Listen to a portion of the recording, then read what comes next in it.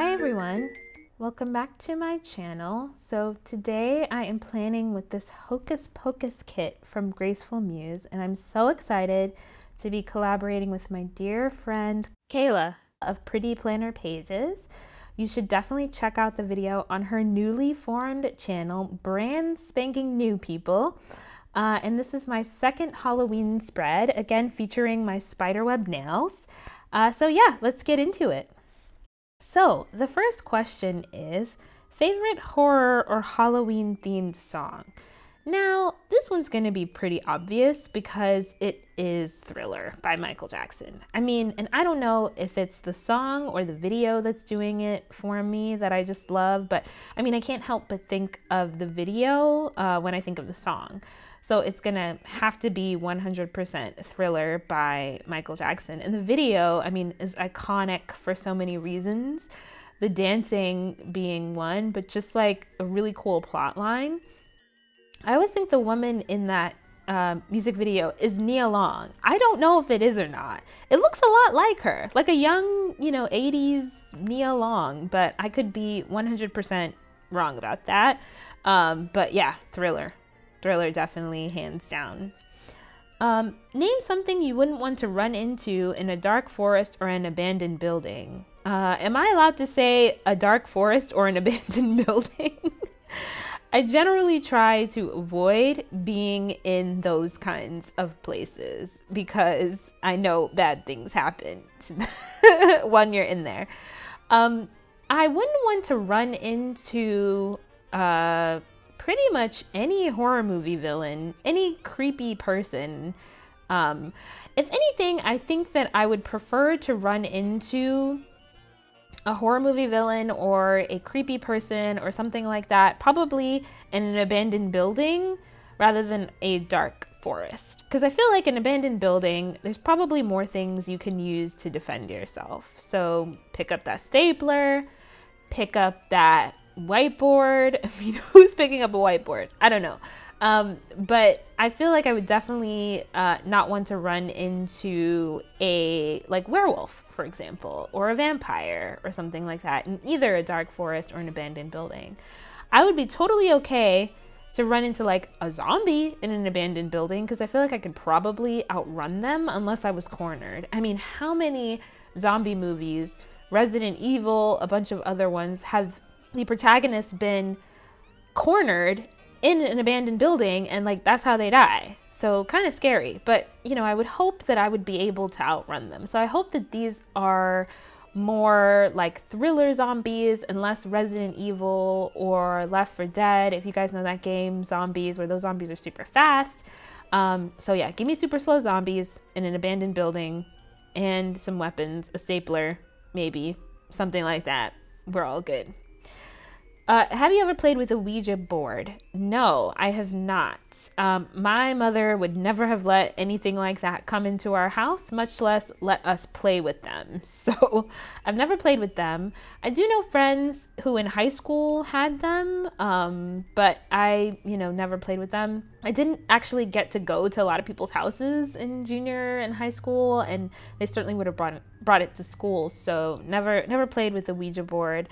Would I play with one now? I don't know, it feels like people are moving those things with their hands. Like there's no way that anything is actually moving it. I mean, but I wouldn't, it's just so creepy. I don't know if I would want to mess with that. One of my favorite podcasts, Red Handed, which you all should check out if you have a chance. They say, Hannah always says two things: never play with Ouija boards and never play on the train tracks. So that's my motto as well. Favorite villain or monster from a horror film? This one is going to be kind of hard. I think I'm going to have to say probably Hannibal Lecter. And I know this is a generic, basic answer, but I mean, he really, was pretty brilliant in how he carried out his crimes. And, he was one of the more high IQ villains. I mean, I'm thinking of the Anthony Hopkins Hannibal Lecter, and really conveyed like, hey, this person can be brilliant and yet so like sick in the head at the same time. I think he really did a good job of conveying that. So like, I would say that that's probably my favorite villain, just because he's so out of the box from what we think of as like a horror movie villain or a disturbed person. Like, he doesn't seem like completely unreasonable and, you know, irrational and like a kind of like a spree killer. He's just a psychopath, and like a brilliant one at that. So, favorite Black Mirror episode and why? I really love the episode. I am not going to remember the name now, but it's the one where, and spoilers if you haven't watched Black Mirror, sorry, you should probably catch up, but it's the one where the man and woman fall in love and they sort of go through the motions. They live together. They basically like start dating each other, and then they like date other people. Like, they're in a thing where they have to go on a bunch of different dates.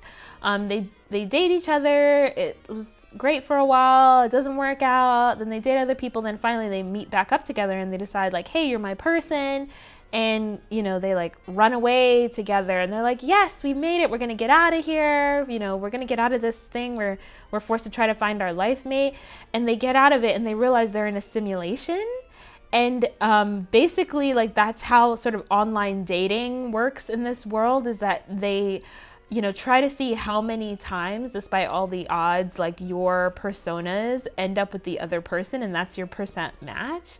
I love that one because that was like so totally unexpected. I mean, of course, most of the Black Mirror endings are like 100% unexpected. That's what makes them good and, you know, very creepy and scary. But I really enjoyed that one because it was like, you know, that is such an interesting take on online dating. And, you know, how, you know, scary would it be to think that you're, you know, living your life and you think you're having original thoughts and stuff, and to find out you're part of a simulation. Kind of creepy. Also, the Christmas special with John Hamm is like a definite second runner up. That one scared me so much.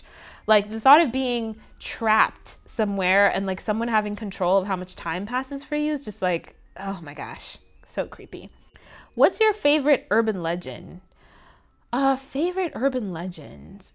You know, I would say it's probably the Bloody Mary legend, just because that's one that I've never had the guts to try at all. I said in another video on my Halloween Part 1 that I don't believe in, you know, ghosts, and I don't believe in spirits and all of that. And I feel like I'm a very logical, rational person, but for some reason, I still feel like there's some things I just won't mess with, you know, and I don't know why. Maybe I do kind of believe in it a little bit. But yeah, the urban legend for Bloody Mary, if you don't know, which I would be surprised if people didn't know, is that you have to say her name in a mirror 3 times and she'll come, you know, and get you. And I think I've heard somewhere too that you're supposed to say it at 3 a.m. or some like specific time at night.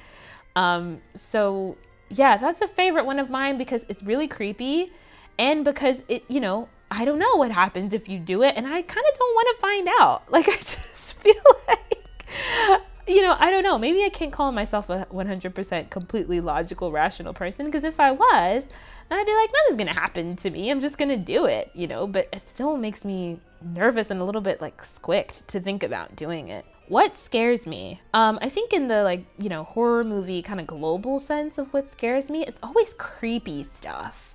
It's not really like blood and gore and like, you know, slasher films. It's always like very like psychological, you know, creepy scares. So things like, I don't know if you all have ever seen this movie VHS, like very creepy, you know, there is some gore in there, but it's like super creepy ideas. I mean, Black Mirror is like on the creepy side. There isn't, you know, a lot of really graphic violence. I also watched Sinister recently, and, you know, the description is, it's with Ethan Hawke. And the description made me think, okay, this is going to be whatever. It's not going to be very, you know, serious, or maybe not even very scary. But when I watched it, that thing scared me. And I don't scare easily. You know, I will watch a lot of horror movies and be like, man, that was fine, you know. And that scared me so much. I I think, you know, in large part, the music was really great at setting, you know, an atmosphere. And I think because I came into it thinking like, this is not going to be scary at all, that I was just not prepared for what I, you know, ended up seeing.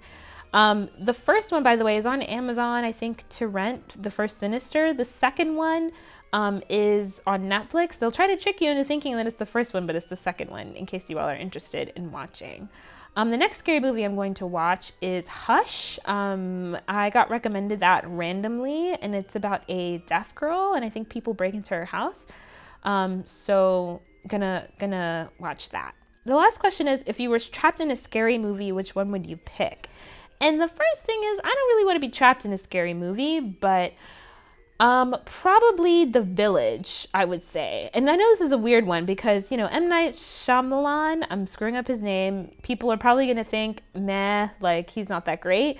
But because, you know, of the ending, which I'm not going to spoil for people, but, you know, the ending made it seem like, meh, it really wasn't that scary after all. So I would want to be trapped in that. Yeah, so I am coming to the end of this spread. Hope you all enjoy the planning. Please let me know if you have any questions about the stickers, and be sure to check out Carla's video, Pretty Planner Pages, no spaces. And yeah, thanks. Bye.